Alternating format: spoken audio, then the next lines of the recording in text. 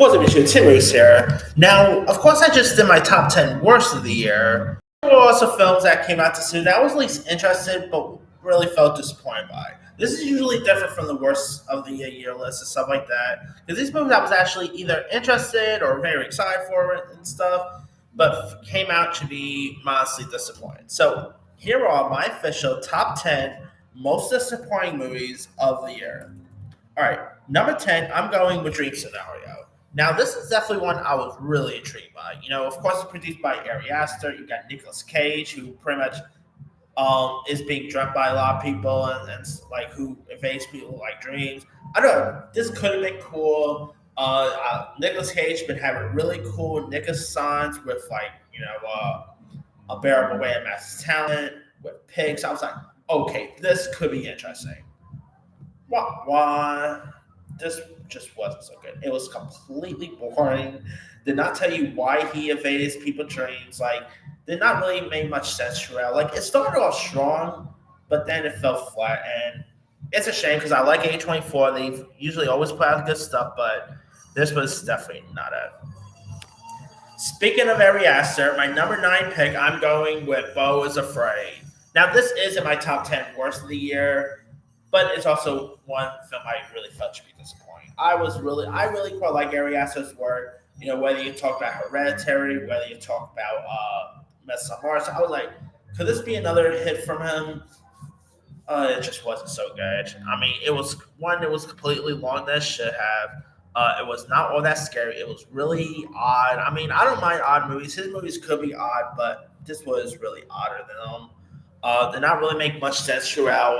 I mean, yeah, I was just not all that big with us. Hopefully, Ari Aster's next film will be better, but he's supposed to be doing a Western movie that I believe Emma Stone is being in talks to, so it'll be interesting to see an Ari Aster Western.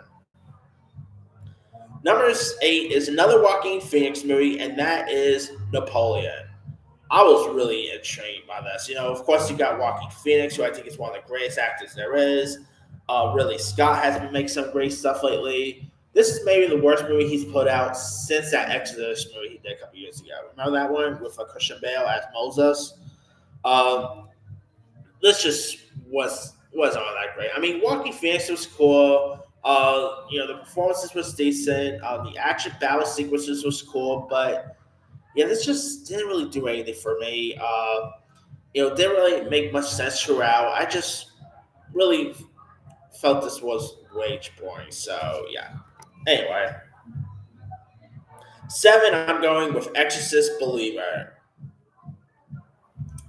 Now, I'm one of the rare folks who actually do defend David Gordon Green's Halloween movies. Like, I do consider like Halloween ends. That is not really a great finale to the Halloween films, but I still found some enjoy. I just didn't really think that should have been the finale because it was a terrible finale in my opinion. But I still, found it to be enjoyable most parts. Like if they made like a fourth one and that was the better finale, then I think and probably would have gotten more love around stuff. But that aside, I was actually interested to see what he could do with the Exorcist franchise, but this just didn't do anything for me. It just really was completely horrible.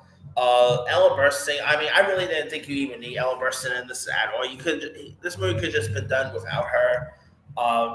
Spoiler: it was cool seeing like Linda Blair coming back as Reagan, but it was just like towards the end. That was at least cool, but other than that, yeah, it's just not that great film. It wasn't. The performances was okay by Leslie Odom Jr. and the one who plays the girls and all, but it's just didn't really do anything for me. And they are doing Exorcist the Seer, but I don't know if I'm all that excited for that one now, but we'll see. Number 6, I'm going with Asteroid City. Now, I've always loved Wes Anderson films. I have never disliked a Wes Anderson movie in my life. Like, even the Jolly Limited, I would say that was his weakest film at the time, but even that movie wasn't so bad. Well, first time forever, this is the first time I've ever truly disliked a Wes Anderson film. This one I actually thought could have been cool. Wes Anderson's first ever sci-fi film. You got a cast that included Tom Hanks, Scott Johansson, Margot Robbie was in this, William Dafoe. I mean, the list goes on and on. but it really fell flat. Just really did not really made what it really did not go out to what make Wes Anderson great. It's just to me this is the worst thing he's ever put out, and I hope his next film is far better. But we'll see. Number five, I'm going with Expendables 4. Now, I actually do quite like the Expendables franchise, but this is maybe the worst out of them. I was actually interested in seeing another Expendables because I really do quite like this franchise. So I was like, okay, could they do another one? Could they be as justice?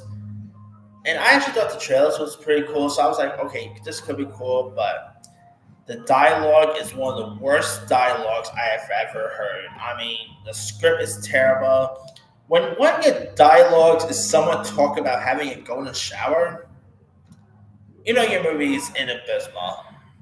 Like I have no idea. They had Megan Fox supposed to be the leader. I don't mind Megan Fox, but she's definitely not that capable. Like if you wanted a female to lead the Expendables, I would have gone with maybe Sigourney Weaver or someone more like more better. But yeah, this just didn't do anything for me. I mean, Jason Statham playing a bodyguard, really. So I don't know. It's just not good. All right. Good.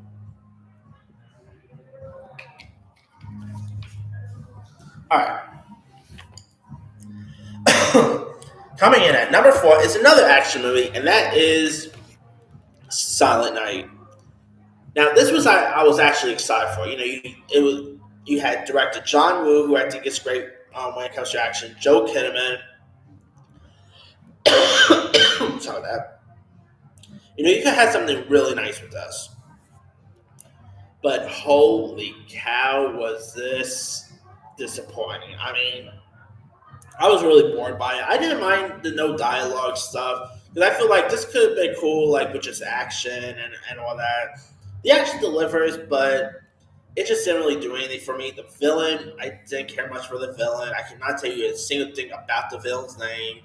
Uh, yeah, I just I felt like you could have had at least seen other characters having some talking. Like seriously. But anyway. All right, number three, I'm going with Zack Snyder's Rebel Moon Part One, and I was excited for this one. In a heartbeat, you had Zack Snyder, who have not hated movies until this. Of course, Sophia Boutella, I like. I was interested to see how good she'll be able to carry a film. You had some other great players, but this just didn't do anything for me. It's completely terrible. Was really pointless. I don't know if Part Two is going to be good, but we'll see. Number two, I'm going with Aquaman and Lost Kingdom. Now, of course, I was excited for this. Mostly, you have James Wan coming back. I love James Wan. I like Jason Momoa. I don't mind Amber Heard as an actress, maybe as a person, whatever. But as an actress, I don't mind her one bit. But this just didn't do anything for me. The dialogue was terrible. Some of the effects didn't do anything for me. The ending was horrible. I mean, this is, of course, my number spoiler for my worst of the year list. This is my number one. So, yeah. Terrible way to end the DCU. And my number one most disappointing film of the year goes to Indiana Jones and the Dial of Destiny. I had some high hopes for this one. You know, of course, supposed to be Harrison Ford's swan song. You know, directed by James Mangold, who has put out some great stuff over the year. Whether it's like whether you're talking about Girl Interrupted, Logan, Ford v Ferrari. I've always liked James Mangold, but this just definitely wasn't. You can definitely tell that this, and even Aquaman and Lost Kingdom with James Wan, you can definitely tell this was not their vision because there are better directors than this, and it's a shame that two of the best directors make two of the worst movies of the year, and hopefully their next project will be better. Like I believe James Mangold is still doing that Bob Dylan film. Hopefully that will bring him back, but we'll see. But that's pretty much it there.